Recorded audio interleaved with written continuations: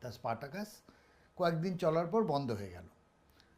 অনেকগুলো শো হয়েছিল, তা ওই রোমান পোশাক সব, তাই ওইগুলো ট্রাঙ্কগুলো মা বাবাকে জিজ্ঞেস করলো যে হ্যাঁ গো ওই নাটকটা কি আর হবে না? বললো না, এটা বন্ধ হয়ে গেছে। তাহলে পোশাকগুলো কি হবে? পোশাকগুলো বলছে নষ্ট হবে। তখন মা এগুলো লোকজনকে দিয়ে সেলাই করিয়ে পাড়ার লোকেদের মধ্যে ডিস্ট্রিবিউট করে দিল। ফলে দেখা গেল যে পাড়ায় সবাই রোমান পোশাক পরে বেড়াচ্ছে। এইটা তো জানতাম না। একটা মহান বলে সিনেমা ছিল অমিতাভ বচ্চনের, তার একটা গান ছিল পেয়ার নেম হচ্ছে মার দে গলি, মনে আছে। লে লে মেরি জান। তা মনে সেই আছে। গানটার রেকর্ডটা কিনে ড্রয়ারে রাখা আছে। কোনো একদিন বাবার ড্রয়ার খুলে বলছে এইটা কে কিনেছে? তো মা জানতো, মা এটা অস্বীকার করছে, মায়ের কথা যখনই হচ্ছে আমি জানি না যে কে কিনেছে। তা মা একটু বোঝার চেষ্টা করছে যে বাবা কতটা রেগে আছে। তখন লালকে ডাকো, লালকে ডেকে হচ্ছে যে এটা যে আমি কিনেছি পয়সা জমিয়ে। তুই পয়সা জমিয়ে মোহনের রেকর্ড কিনেছিস? হ্যাঁ, ফের এই হচ্ছে অবস্থা।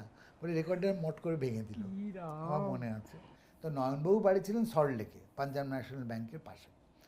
তা আমাদের হেস্টিংস থেকে ওনার কাছে আমার সোমবার পরীক্ষা, রবিবার দিন ফাইনাল একটা গিয়ে টাচ আপের একটা জন্য পরীক্ষা গেছো। দেবেন ছোট আচ্ছা, হ্যাঁ।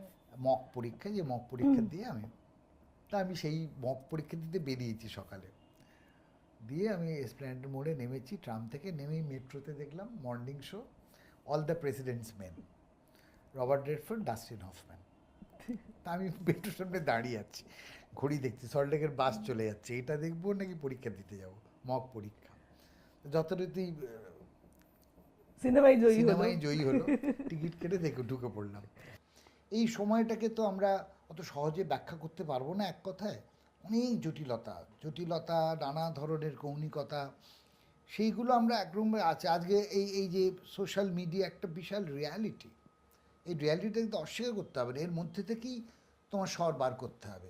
এবং তুমি যদি ফাঁকিবাজি করো, দেখুন আমি বলছি আজকে এআই আসার পর, যেহেতু এই প্রসঙ্গটা আসছে, যে আজকে ভাষা শেখার আর প্রয়োজনীয়তা নেই। আমি এটাকে তো অস্বীকার করতে পারবো না, স্বীকার করতে হবে। এটাকে নিয়ে হাপিত্তেশ করে লাভ নেই। প্রযুক্তিকে গ্রহণ করতেই হবে, এবং প্রযুক্তি এবং তার সঙ্গে ব্যবসা যুক্ত আছে। শিল্পপতিদের অবাধ মুনাফা করার ইচ্ছে লুকিয়ে আছে। এই যুদ্ধও তাই। হ্যাঁ, এই অস্ত্র, যে বোমা বানাচ্ছে যে কোম্পানি, যে বোমা ধ্বংস করছে শহরকে, সেই ধ্বংস শহরকে আবার নতুন করে গড়ে তোলার বরাত ওরাই পাবে, রাইট?